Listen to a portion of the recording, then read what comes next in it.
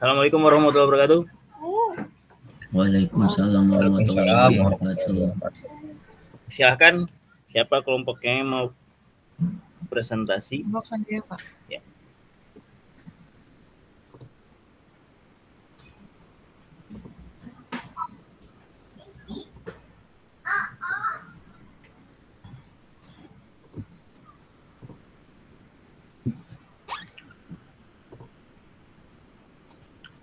Sudah kelihatan belum, Pak? Ya, silakan. Baik, bismillahirrahmanirrahim. Assalamualaikum warahmatullahi wabarakatuh. Waalaikumsalam warahmatullahi wabarakatuh. Saya Anissa Safa Kamila, bersama rekan saya Muhammad Fahri dan Restu Sulhab akan mempresentasikan elemen perancangan kota berdasarkan teori Hamid Sirvani di Kelurahan Teladan Barat, Kecamatan Medan Kota, Sumatera Utara. Pertama, ada penjelasan tentang Kelurahan Teladan Barat. Kondisi umum geografisnya merupakan kelurahan yang terletak di Kecamatan Medan Kota, Kota Medan yang berkembang sebagai daerah jasa perdagangan, permukiman, dan lain-lain. Adapun batasan-batasan wilayahnya, pada area sebelah utara terdapat Kelurahan Pasar Merah Timur, pada sebelah selatan yaitu Kelurahan Sudirejo 1, sebelah barat yaitu Kelurahan Seimati, sebelah timur yaitu Kelurahan Teladan.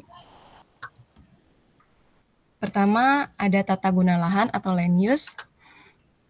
Pertama, ada zonasi perdagangan jasa ditunjukkan oleh warna merah. Terus yang kedua ada perumahan dan permukiman yaitu warna kuning. Yang ketiga adalah pelayanan umum berwarna coklat. Dan keempat ada ruang terbuka hijau. Selanjutnya ada bentuk dan masa bangunan. Bentuk masa bangunan di Teladan Barat ini mempunyai kebanyakan persegi panjang dan persegi. Terus gaya arsitekturnya yaitu campuran modern Melayu, konfigurasi bangunan yaitu terdapat bangunan maju mundur menyesuaikan GSB, ketinggian bangunan rata-rata tingginya 2 hingga 4 lantai. Selanjutnya ada sirkulasi.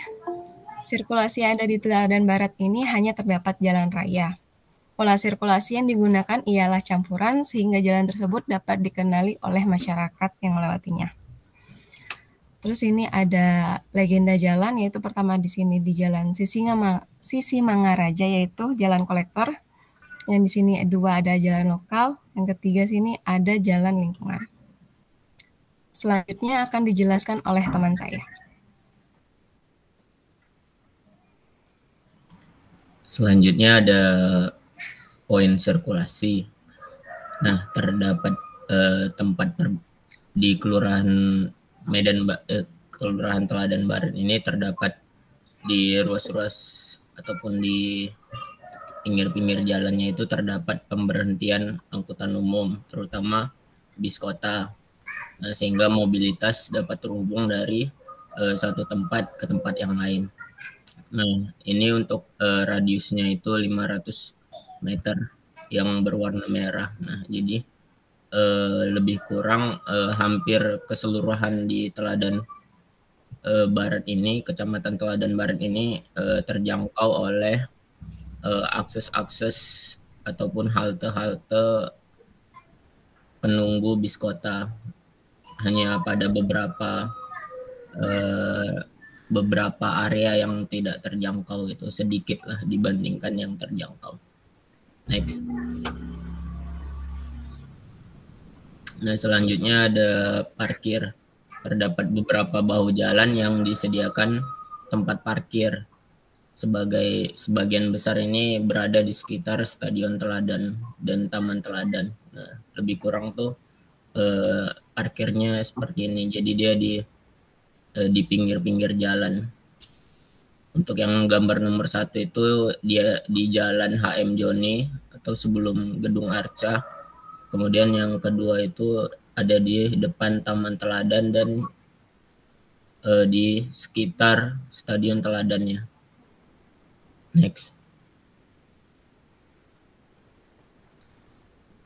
Untuk poin selanjutnya ada ruang terbuka atau open space. Nah, ruang terbuka yang ada di Kelurahan Medan Barat ini terdiri dari 2 pertama ruang terbuka publik yang mana ada jalan raya, kemudian parkir yang sebelumnya udah disebutkan, dan Stadion Teladan itu sendiri. Kemudian untuk ruang terbuka hijaunya itu ada Taman Teladan. Bila dipersenkan mungkin lebih kurang ini 30% dari keseluruhan luas area di Teladan Kelurahan Teladan Barat ini lahan terbuka hijau itu dan terbuka publik. Next. Kemudian ada area pedestrian. Nah, area pedestrian yang terdapat di Kelurahan Teladan Barat ini mempunyai pedestrian aktif di Jalan Sisingamangaraja atau berada di jalan utamanya lah Jalan Kolektor, serta mempunyai halte angkutan umum bagi pejalan kaki yang dapat digunakan ataupun difungsikan untuk istirahat. Namun yang disayangkan belum ramah untuk kaum disabilitas karena belum adanya signage gitu berupa kayak guiding block untuk para kaum disabilitas. Nah, untuk yang warna kuning itu jalur pedestrian yang aktif, sedangkan yang merah itu jalur pedestrian yang digunakan untuk kegiatan berdagang. Jadi itu ada di nomor 3 itu untuk kegiatan berdagang. Next. Nah, selanjutnya akan dilanjutkan oleh teman saya Restu Sulhab. Baik, saya akan melanjutkan presentasi. Selanjutnya adalah penanda atau signage. Di sini ada 3 penanda pada kawasan Medan, yaitu pertama Monumen Sisingamaraja ke-9, terus yang kedua adalah Taman Teladan, dan yang ketiga adalah Stadion Teladan. Untuk lokasinya kita bisa melihat pada bagian maps kiri ada penanda di situ untuk lokasi-lokasi tersebut. Next. Terus untuk pendukung kegiatan atau activity support itu ada 2, yaitu Pasar Baju yang beraktivitas pada malam hari, terus Jajanan Kaki Lima itu yang berada di depan stadion. Area pendukung kegiatan di Kelurahan Teladan Barat ini banyak memakan bahu jalan, itu terutama pada pedestrian pejalan kaki itu banyak sekali jajanan kaki lima, terutama yang di depan stadion atau yang bisa kita lihat. Untuk lokasinya itu terdapat pada penanda nomor 2. Next. Terus untuk preservasi yaitu Stadion Teladan. Stadion ini terletak di Teladan Barat, Medan Kota, Medan, dan mempunyai kapasitas sekitar 20.000 penonton. Stadion Teladan ini dibangun mulai tahun 1951 dan selesai pada tahun 1952 menjelang Pekan Olahraga Nasional ketiga.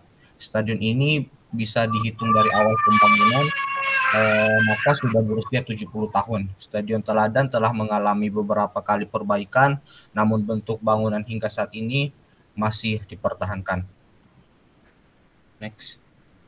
Jadi kesimpulan presentasi untuk wilayah Kota Medan ini berdasarkan hasil identifikasi melalui kajian teori elemen perancangan kota menurut Hamid Sarvani, yaitu tata guna lahan, bentuk dan massa bangunan, sirkulasi dan parkir, ruang terbuka, area pedestrian, penanda, pendukung kegiatan dan reservasi. Kelurahan Teladan Barat, Kecamatan Medan, Kota Medan, Sumatera Utara telah memenuhi 8 kriteria tersebut. Seperti pedestrian ini belum memenuhi standar kelayakan yang telah dijelaskan tadi. Beberapa area belum terjangkau bus dalam radio 500 meter, terus pendukung kegiatannya masih bertempat di atas trotoar. Terima kasih, itu saja penjelasan dari kami. Saya kembalikan kepada Pak Didik. Ya, oke. Coba saya lihat covernya deh.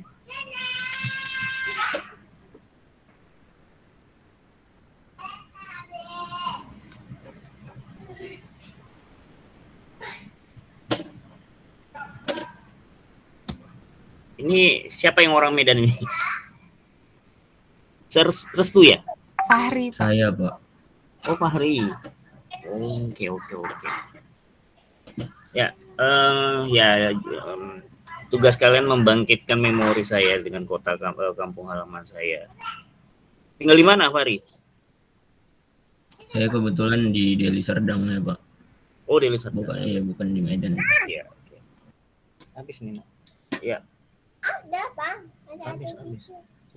Dikit, Bang. Iya, asam. Habis. Ya.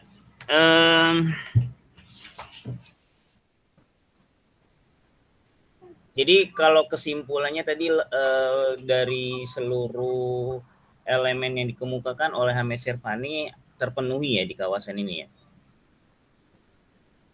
Ya, Pak. Iya, Pak. Ya. Coba kita mulai dari awal. Dari pertama apa? Tata guna. Nggak bisa digedein ya gambarnya, kecil sekali. Yang tadi kan bisa gede tuh. Hah? Ah, itu. Coba covernya lagi, coba cover kayak pengen screenshot cover. Ya. Oke. Ya, tata guna lahan, coba mana tata guna lahan.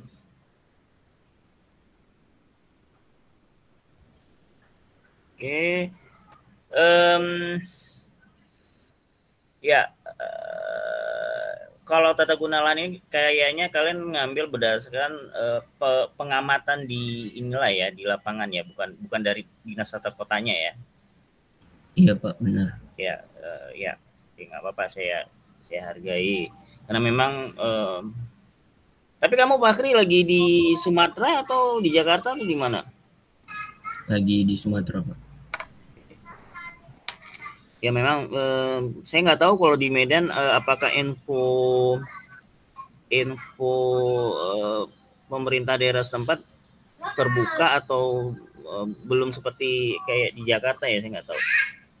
Oke, ya memang itu deretan di depannya itu adalah bangunan perdagangan dan jasa ya, ditandai ada beberapa toko. Nah cuma ada satu yang kurang. Ini pelayanan umum apa kira-kira di situ maksudnya? Itu ada museum, Pak. Itu museumnya itu gedung Arca.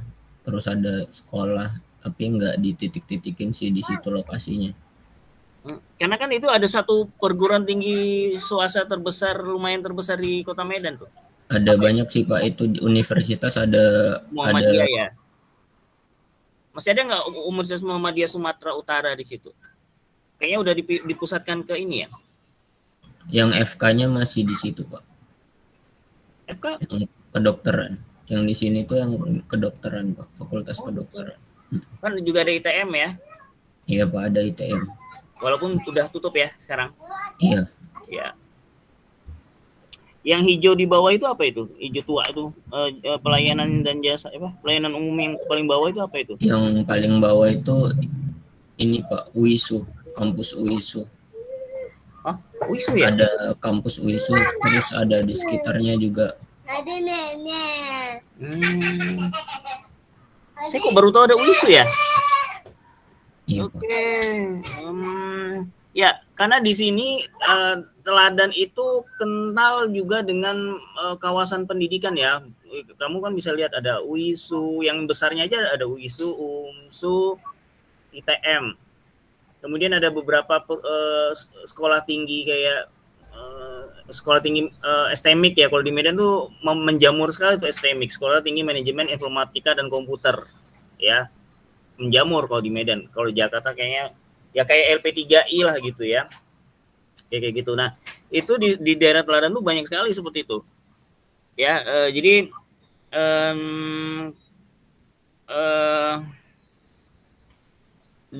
kemudian ruang terbukanya juga cukup dominan di situ karena memang ada satu ruang terbuka yang sangat luas sekali, yaitu stadion. Ya, stadion. Kemudian cuma saya nggak tahu Taman Makam Pahlawan masuk situ nggak ya, kelurahan situ? Enggak, Pak, itu masuknya di kelurahan apa sebelahnya, Pak, di atasnya itu. Iya, berdampingan sedikit, beda dikit itu ya. di beda ruas jalan Pak, lewat ruas jalan itu udah Taman Makam Pahlawan. Oh gitu, oke. Ya oke, lanjut. Bentuk massa ya didominasi oleh stadion sama satu pusat perbelanjaan Ramayana, masih ya? Masih Pak. Masih ya di jalan utamanya. Kemudian kampus yang besar juga ITM itu dia kalau nggak salah bentuknya kotak tapi letter L atau letter U saya lupa. Letter L itu Pak yang kelihatan. Oke. Ya. Oke, dan itu plaza di depan stadion itu sekarang bentuknya gitu emang? Yang Ramayana itu Pak. Enggak, plaza di depan stadion itu plaza kan yang lingkaran-lingkaran itu? Itu ini Pak, taman teladan ya, taman teladan. Iya, bentuknya udah seperti itu sekarang ya? Oke, sudah lama sekali tidak kan itu. Oke, lanjut. Ya, sirkulasi udah Oke, pada umumnya di sana didominasi oleh sirkulasi dua arah, jadi seperti biasa dua arah khususnya di Jalan Sisingamaraja itu dipisahkan oleh pulau jalan. Sistemnya grid ya, lebih condong ke grid dengan jalur utamanya Jalan Sisingamaraja. Itu 3 jalan lokal. Oke. Ya, sudah cukup lumayan detail. Oke, selanjutnya. Ya, ya sirkulasi. Oke, kendaraan umum ya kalian juga cantumkan di sini. Plus pusat-pusat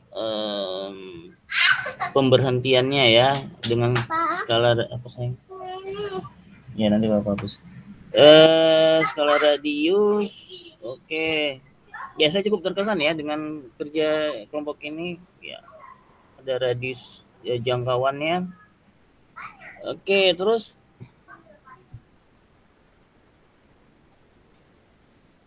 ya terus oke, parkir terus. Terus oke, jalur pedestrian ya. Oke, terus oke, terus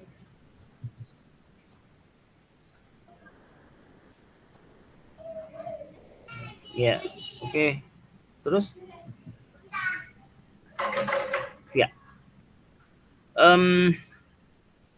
Seharusnya tetap kalau mau gambarkan preservasinya, tetap gambar yang terkini tetap ditampilkan, gambar aslinya tetap ditampilkan biar tahu perubahannya apa gitu. Apakah tetap dipertahankan atau ada bagian yang hilang gitu ya.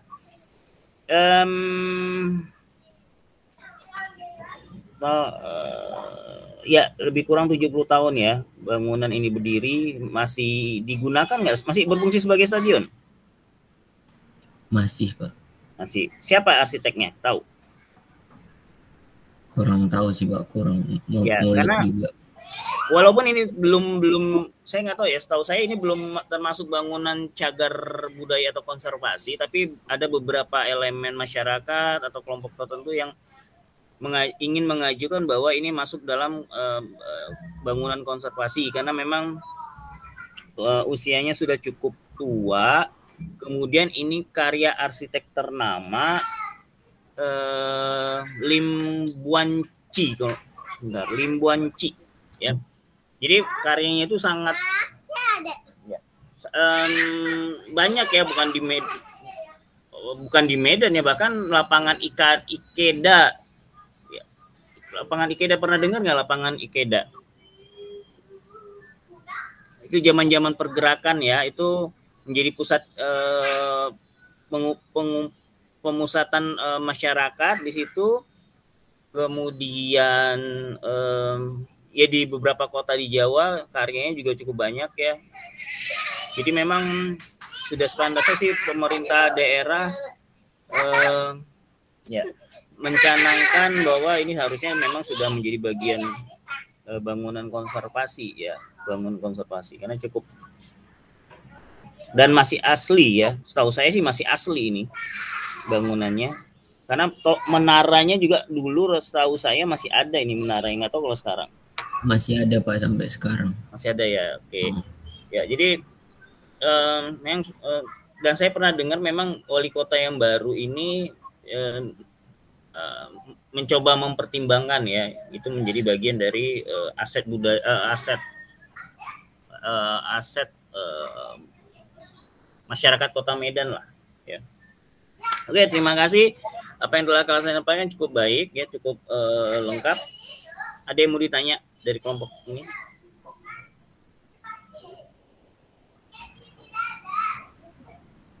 Nggak ada sih Pak. Kemarin kita juga udah ngumpulin lewat email Pak. Oke ya, berarti nggak usah dikumpulin lagi. Oke, terima kasih. Kelompok lain ada yang masih belum presentasi dan mau presentasi hari ini? Tidak ada Pak. Nggak ada lagi? Hah? Emang tinggal kami Pak. Tinggal terakhir. kami Pak. Oh gitu. Iya Pak. Perasaan kemarin 11 kelompok ya? Kurang tahu Pak. Kurang tahu ya? Yakin nggak ada lagi nih? Jadi ini udah selesai nih? Kelihatannya Pak. Kayaknya sih udah Pak. Udah, ya udahlah kalau gitu ya. Mau diapain lagi?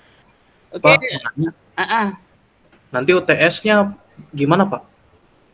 Nah itu saya nggak bisa ngasih tahu. Oke Pak. Nah, mohon maaf saya nggak bisa ngasih tahu. Karena aduh kalau saya bilang karena berarti udah tahu. Ya udahlah pokoknya saya nggak bisa kasih tahu. Oke Pak. Ada lagi yang mau tanya? Atau mau asistensi tugas besar? Silakan yang lanjut hadir hari ini.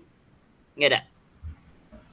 Kami boleh kali Pak asistensi tugas besar. Silakan. Ya, silakan. Oh iya, tugas besarnya kelompok juga yang sama ya? Iya Pak. Iya. Coba. Udah sampai mana? Seharusnya kan udah hasil dan pembahasan ya. Tinggal berapa? Ya udah inilah di bab hasil dan pembahasan seharusnya. Oke, coba. Bentar ya Pak, dicari dulu datanya. Ya.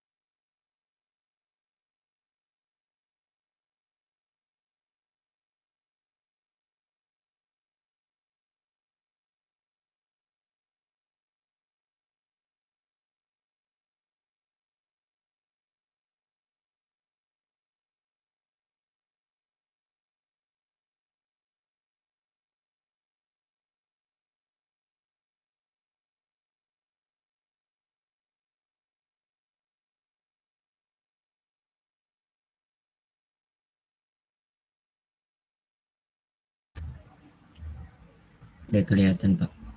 Ya, sudah. Pendahuluan udah pernah diasistensikan?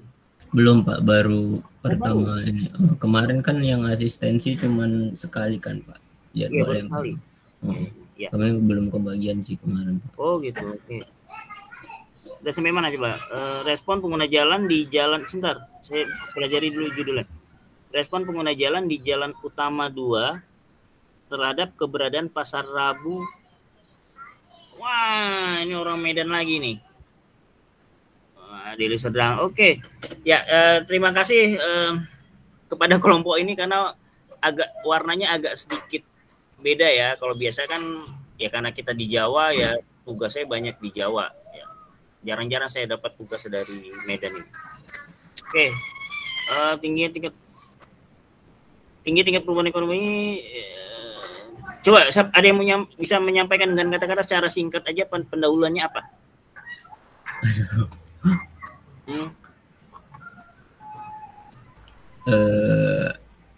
Gimana ya Pak? Jadi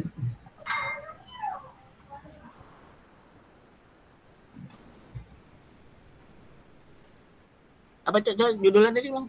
gitu kan? Respon Respon pengguna pengguna jalan. jalan.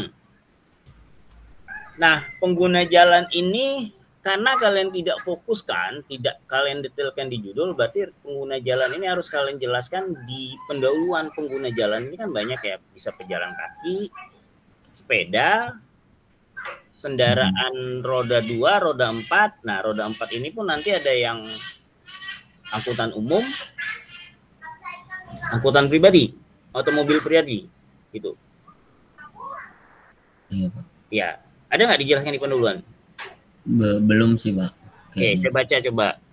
Sebentar, coba saya baca kalau nggak ada yang bisa menjelaskan dengan kata-kata. Tinggi tingkat menimbulkan berbagai macam masalah dari masa kecil, seperti jalan dan pasar. Ibarat sepasang mata koin, semakin padat tingkat daerah, maka semakin meningkat pula mobilitas pada daerah tersebut.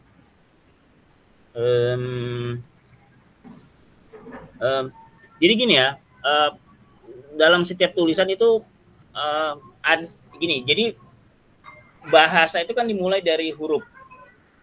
Huruf disusun-susun jadi kata. Kata disusun-susun jadi kalimat. Kalimat disusun-susun jadi paragraf. Kan gitu ya. Iya, Pak. Paragraf disusun-susun itulah jadi tulisan, entah itu esai, entah itu skripsi, entah itu apalah itu ya. Nah, setiap rangkaian itu, terutama kata, kalimat, dan paragraf itu harus satu tema atau satu topik dan nyambung ya, nyambung. Jadi dari awal alinea ini saya lihat kayaknya terdistract di atas di awal alinea ngomong gini, di tengah-tengah dan di akhir beda. Karena gini, di awal alinea pertama ini kalian bicara tentang ruang gerak,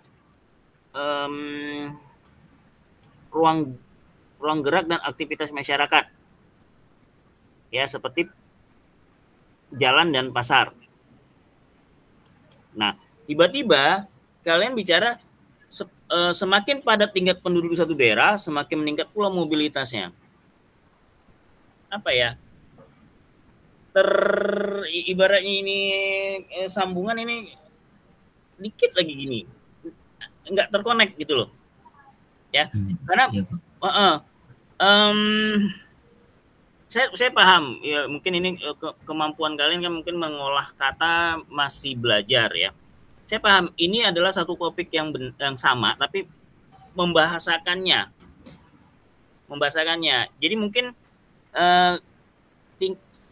karena di awal kan sudah bicara tingginya tingkat pertumbuhan penduduk, ya, tingginya tingkat pertumbuhan penduduk. Sebenarnya yang disambungkan semakin meningkatkan mobilitas daerah, gitu. Jangan kan dia di kalimat pertama kan pertumbuhan penduduk meningkat, langsung tiba-tiba cipta masalah, enggak.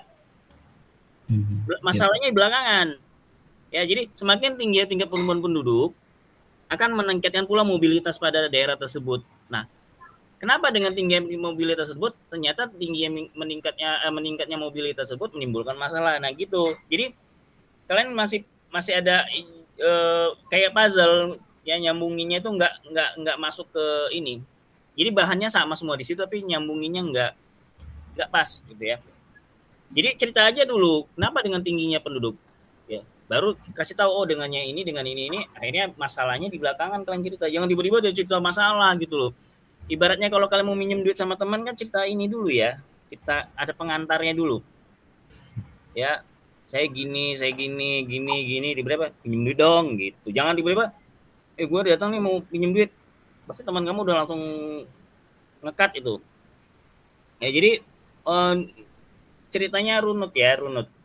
Dan jangan langsung ke ininya dulu. Ya, topiknya dulu. Oke.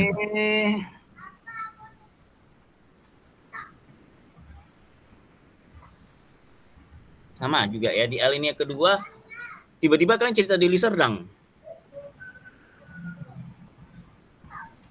Ya, cerita Deli Serdang. Dan tiba-tiba dan di situ kalian mendeskripsikannya dengan koordinat. Paling di awal alinea, ini kan alinea kedua ya, di awal alinea kalian cerita tentang pertumbuhan penduduk. Kenapa di alinea kedua cerita tentang kondisi geografis gitu? Bukan kondisi, letak geografis. Nggak nyambung ya? Iya. Jadi ini kan sebenarnya deskripsi, ini namanya deskripsi lokasi penelitian kalian. Nah itu seharusnya tidak di bab pendahuluan, tapi bisa di metode penelitian untuk menerangkan kondisi lokasi penelitian kalian, atau di awal bab atau di awal analisa dan pembahasan. Jadi untuk mengenalkan ini loh lokasi penelitian saya gitu, dengan sedikit detail ya, bahwa lokasi di sini berbatasan dengan kabupaten ini, kemudian penduduknya sekian, tingkat pertambahan penduduknya misalnya berapa persen ya, kalau mau bicara tentang pertumbuhan penduduk, sehingga orang oh iya ya kayaknya dengan pertumbuhan penduduk sekian persen cukup tinggi gitu ya. Jadi ini sebenarnya alinea kedua ini bisa kalian letakkan di metode penelitian atau di awal dari bab analisa dan pembahasan ya. Oke, lanjut. Oke, lanjut terus. Pasal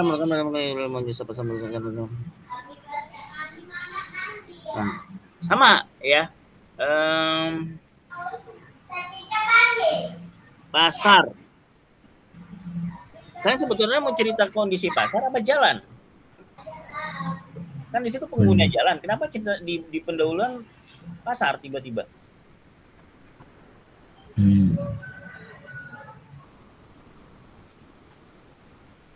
Berarti ini yang lebih ditonjolkan pengguna jalannya gitu ya Pak, dibahas di pendahuluan ini.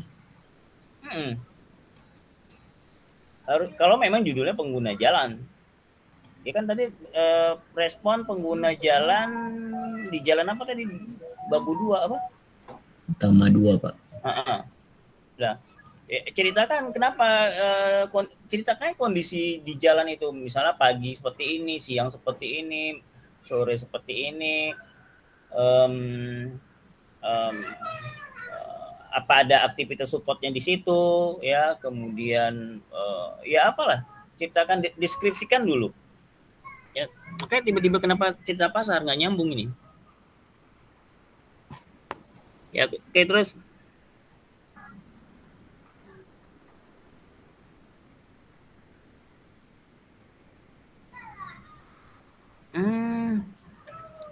ini desa kamu kok, ini desa Kolam ini kampung kamu?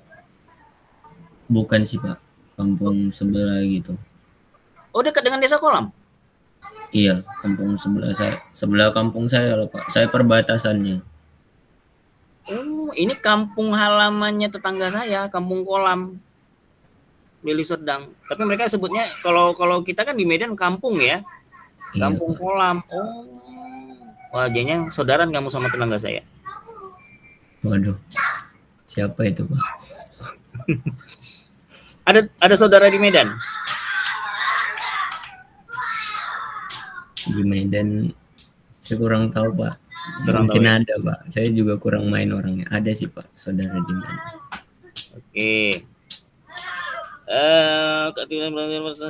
Oke, ya.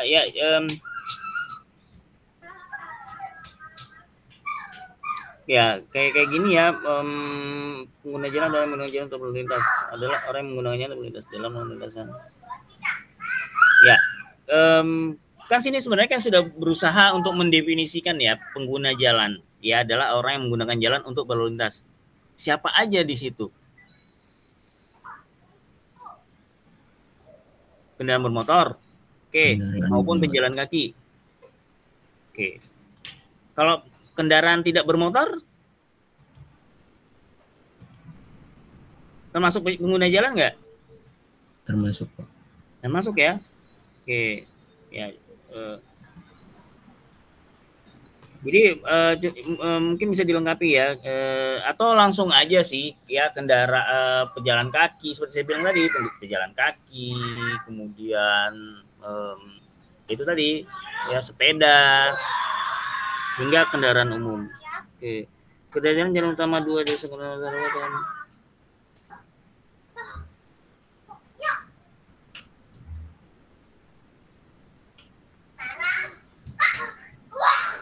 ya.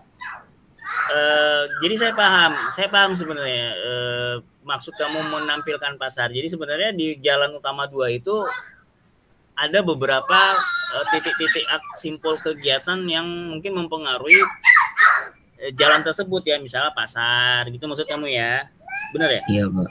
Nah, mungkin ada kadang-kadang sekolah ya, jadi ada beberapa aktivitas masyarakat, aktivitas suatu titik aktivitas dalam suatu tempat itu biasanya bisa mempengaruhi ruas jalan tersebut di mana dia berada, yaitu tadi pasar biasanya ya mempengaruhinya itu, kemudian sekolah biasanya, mungkin stadion ya, karena beberapa fungsi bangunan tersebut memang mengumpulkan massa atau masyarakat ya. Jadi tapi jangan pasar dulu yang kamu ceritakan, jalan dulu, kemudian kamu ceritakan beberapa aktivitas yang ada di jalan tersebut ya, misalnya pasar. Dan nanti kenapa pasar itu? Ya, ceritakan pasar itu bagaimana aktivitasnya. Oke, setelah pasar ada apa lagi di situ?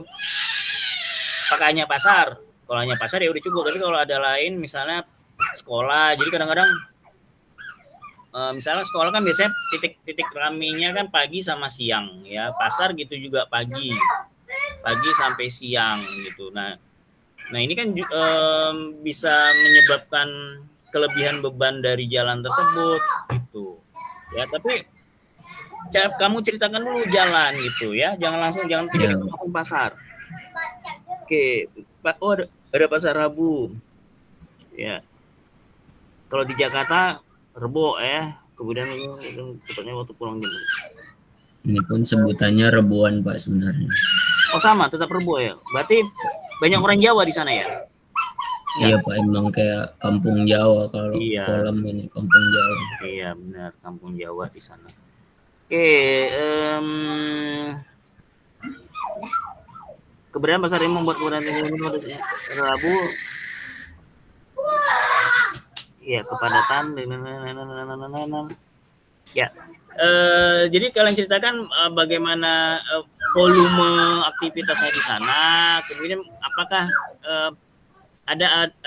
apakah ada beberapa aktivitas yang tidak seharusnya di sana ya, coba digali lagi. Apakah karena bisa jadi bukan hanya keramaian, mungkin beberapa aktivitas yang memang seharusnya tidak di sana, misalnya gara-gara pasar ada di situ, kadang-kadang kan diikuti oleh terminal bayangan ya. Angkot-angkot ngetem di situ, itu kan namanya terminal bayangan, ada enggak gitu. Nah itu juga menyebabkan beban pada ruang di kawasan tersebut gitu ya. Coba dilengkapi lagi, ada enggak selain pasar, kemudian ada enggak beberapa aktivitas yang harusnya tidak ada di situ gitu ya. Nah dari situlah baru timbul judulnya persepsi ya. Respon, iya Pak, respon. Respon. Nah kalau respon itu kan tanggapan ya. Nah berarti kan harus penelitiannya ya berarti bersinggungan dengan pengguna jalannya tersebut langsung. Entah itu kalian bisa dapatnya dengan wawancara atau dengan kuesioner yang bisa dibagikan, kemudian dibagikan ke orang sekitar situ gitu ya. Atau kalau sifatnya nasional bisa kuis online. Sekarang kan banyak ya kuesioner online yang kita share di grup WA, tolong dong diisi. Tapi itu kalau nasional, kalau kayak kalian mungkin nggak bisa karena tidak semua orang tahu ya.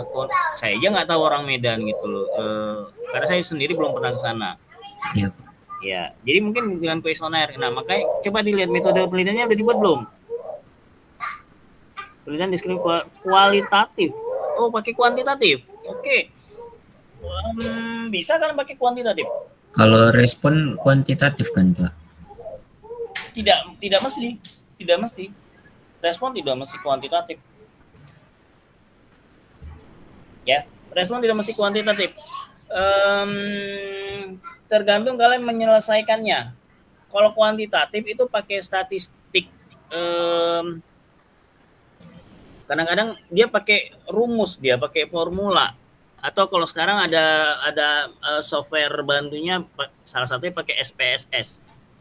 Ya. Karena nanti sebenarnya bukan ranah saya lagi menjelaskan metode secara detail. Jadi intinya gini, kalau kuantitatif itu mencari level, ya.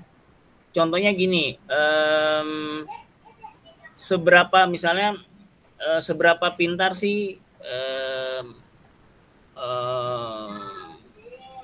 kelas 5 di SD apa gitu ya. Atau seberapa banyak sih orang memakai produk ini. Nah, itu kuantitatif. Atau kalau lebih jelasnya kuantitatif biasanya judulnya pakai kata pengaruh, karena biasanya kuantitatif itu pakai variabel gitu ya. Misalnya gini, pengaruh rokok terhadap kesehatan remaja di